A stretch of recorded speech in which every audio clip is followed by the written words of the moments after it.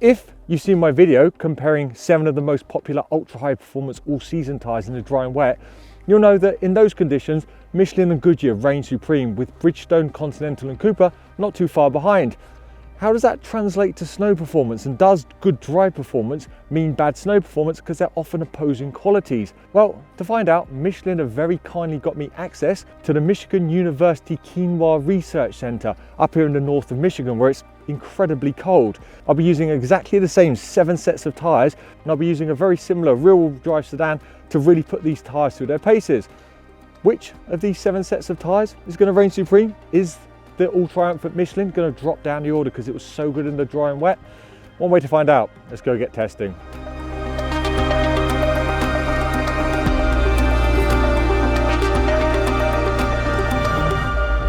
Snow handling, always a fun one, always a sideways one, always worrying at points if you're on the wrong tyre. To give you some context, I've been around here on a summer tyre, and it's 173 second lap. And with the worst all-season tyre going around in 110 seconds, you can see there's quite a delta between a summer tyre and an all-season tyre. If you want to know more about that, I've shot an in-depth video already, which also includes a winter tyre, so subscribe to that. The slowest tyres on test were the Cooper and Kumho. The Kumho was probably the least friendly from an objective point of view. It actually had pretty good braking and traction, but laterally, when you tried to turn, there just wasn't the grip. It didn't have the bite on the front end, and when it was sliding, it just took a long time to recover, which meant you got to the corners pretty quick, and then you turn and you'd be like, oh, okay. And there might have been an incident with a snowbank, but we won't talk about that.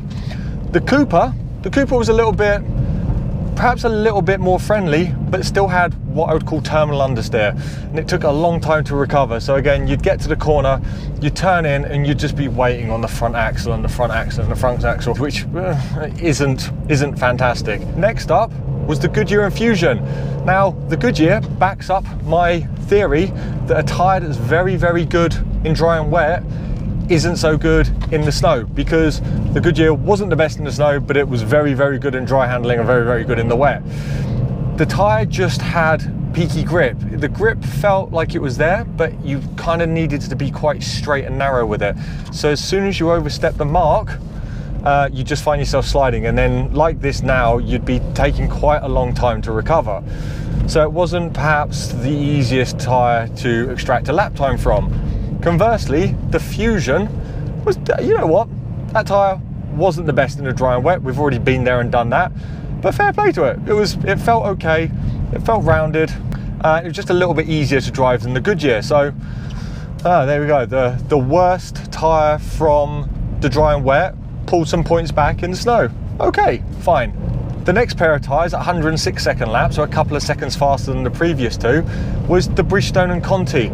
Now, the Bridgestone, confusing tyre. Now, this isn't the first time a Bridgestone's confused me, and probably won't be the last. It's not a bad tyre, and it felt like it had good grip in all directions. It felt quite rounded, which was nice. However, when you were sliding, like I am now again, it just kind of did its own thing, so it wasn't predictable. It's the only tyre I can't quite put my finger on, but there were times when I was sliding and I was like, oh, didn't expect that to happen. Some of the other tyres, especially the better tyres, gave you a lot of information, a lot of detail when it was sliding, but the Bridgestone, the grip was there, and a lot of the time it was absolutely fine, but then sometimes it wasn't. So that was my experience with the Bridgestone. It's not a bad tyre, and it's got good grip, it's just not the best tyre here. In second place is the Continental. Now, the Continental is another tyre that quite conveniently backs up my theory that a tyre that's bad in the dry can be good in the snow, because the Continental was definitely not the best in the dry by any means, but in the snow it's second place on time and on subjective handling. It's a really nice tyre to drive. You just feel comfortable and safe driving it. Perhaps a touch more understeer than I would have wanted from the package, but it's very good. I can see why the internet loves this tyre in the snow, because it is a very good tyre in the snow. However, Michelin, what have you done? The Michelin was another 6 seconds on from the Continental. 6 seconds.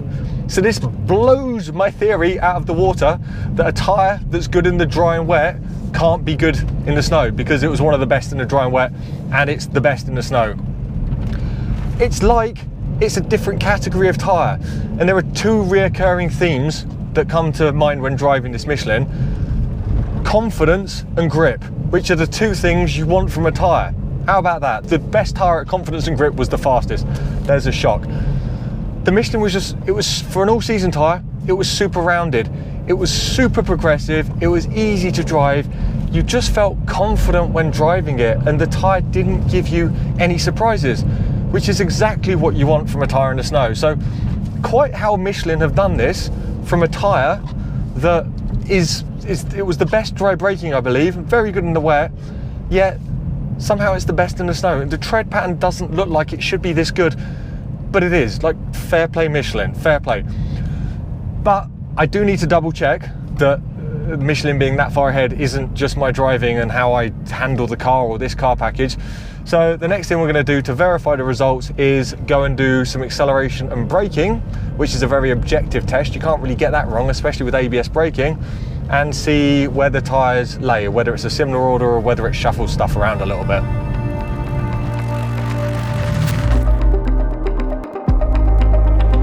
Snow braking testing confirmed the grip advantage of the new Michelin Pilot Sport All Season 4, with only the Continental getting anywhere close in deceleration levels. Snow acceleration moved Kumho up the order, confirming what we felt on the circuit, but otherwise the order remained fairly similar. Don't forget, I've tested all these tyres in the dry and wet already. That video will be linked at the end of this one. Now let's move on to the conclusion. So, how to conclude? Well, usually if I had more time, I'd merge these snow results in with the dry and wet and rejumble the order. But as you can see, the sun's setting, and this is the last of a 4-day test. We've had 2 of them snowed off, so it's a minor miracle we've got here. If you want to see the results with everything combined, there'll be a link in the description to the Tyre Reviews website where you can check out all the details.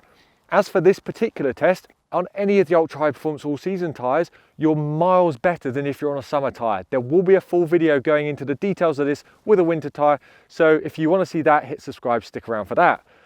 Of the ultra high performance all season tyres, there was some deviations and some were better than the others, but there were some very clear standouts, and that was Michelin.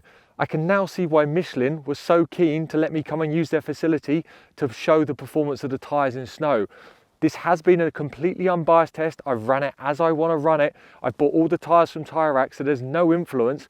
But you can see now why Michelin were like, yeah, you've done a great test with the dry and wet. Come and test the snow performance of the same tyres. Their tyres are outstanding in these conditions. It doesn't quite make sense to me how it's so good, but it is. I've confirmed it in many different ways. I tested at different temperatures, in different snow conditions, and every time the Michelin was just leaps and bounds ahead. So well done, Michelin. If you've got any questions, ask below. This is a difficult year of testing because of travel restrictions. Hopefully there will be some amazing content coming. There's definitely a few things shot already that I'm really looking forward to publishing. So if you're not already, I've said it before, hit subscribe. I'd really appreciate it. Any questions, comments, experiences of your own, comment below or head over to the Tyre Reviews website. I do my best to read and answer everything. And as always, safe motoring. What a beautiful day to be testing with your car in the bank again. It's what happens when you're driving on snow. It's such a silly accident, yet I am stuck. Oh gosh, just didn't quite have the grip to get out the back. Really annoying. It was a freaking quick lap though. What a stupid crash. Oh.